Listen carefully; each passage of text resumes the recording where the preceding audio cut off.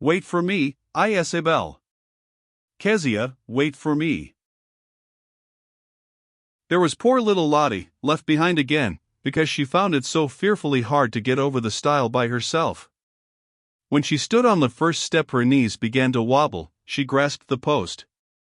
Then you had to put one leg over. But which leg? She never could decide. And when she did finally put one leg over with a sort of stamp of despair, then the feeling was awful. She was half in the paddock still and half in the tussock grass. She clutched the post desperately and lifted up her voice. Wait for me. No, don't you wait for her, Kezia, said Isabel. She's such a little silly. She's always making a fuss. Come on. And she tugged Kezia's jersey. You can use my bucket if you come with me, she said kindly. It's bigger than yours. But Kezia couldn't leave Lottie all by herself. She ran back to her. By this time Lottie was very red in the face and breathing heavily.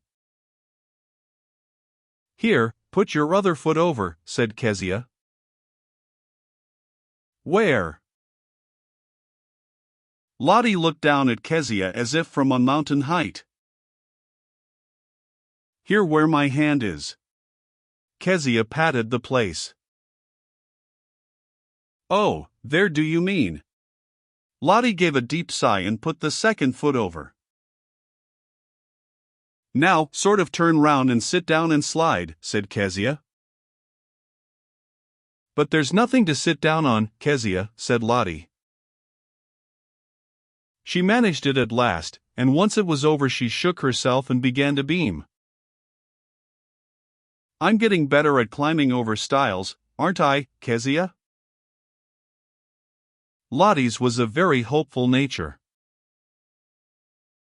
The pink and the blue sunbonnet followed Isabel's bright red sunbonnet up that sliding, slipping hill.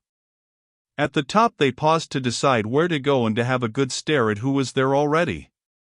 Seen from behind, standing against the skyline, gesticulating largely with their spades, they looked like minute puzzled explorers. The whole family of Samuel Josephs was there already with their lady help, who sat on a camp stool and kept order with a whistle that she wore tied round her neck, and a small cane with which she directed operations. The Samuel Josephs never played by themselves or managed their own game. If they did, it ended in the boys pouring water down the girls' necks or the girls trying to put little black crabs into the boys' pockets. So Mrs. S.J. and the poor lady help drew up what she called a program every morning to keep them abused and out of mischief. It was all competitions or races or round games. Everything began with a piercing blast of the lady help's whistle and ended with another. There were even prizes, large, rather dirty paper parcels which the lady help with a sour little smile drew out of a bulging string kit. The Samuel Josephs fought fearfully for the prizes and cheated and pinched one another's arms. They were all expert pinchers. The only time the Burnell children ever played with them Kezia had got a prize, and when she undid 3 bits of paper she found a very small rusty button hook. She couldn't understand why they made such a fuss. But they never played with the Samuel Josephs now or even went to their parties. The Samuel Josephs were always giving children's parties at the Bay and there was always the same food. A big washhand basin of very brown fruit salad, buns cut into 4 and a washhand jug full of something the lady help called lemonadier. And you went away in the evening with half the frill torn off your frock or something spilled all down the front of your open-work pinafore, leaving the Samuel Josephs leaping like savages on their lawn. No! They were too awful. On the other side of the beach, close down to the water, 2 little boys, their knickers rolled up, twinkled like spiders. One was digging, the other pattered in and out of the water, filling a small bucket. They were the Trot boys, Pip and Rags. But Pip was so busy digging and Rags was so busy helping that they didn't see their little cousins until they were quite close. Look, said Pip. Look what I've discovered. And he showed them an old wet, squashed-looking boot. The 3 little girls stared. Whatever are you going to do with it? Asked Kezia. Keep it, of course. Pip was very scornful. It's a find, see? Yes, Kezia saw that. All the same. There's lots of things buried in the sand, explained Pip. They get chucked up from wrecks. Treasure. Why, you might find. But why does Rags have to keep on pouring water in? Asked Lottie. Oh, that's to moisten it, said Pip, to make the work a bit easier. Keep it up, Rags.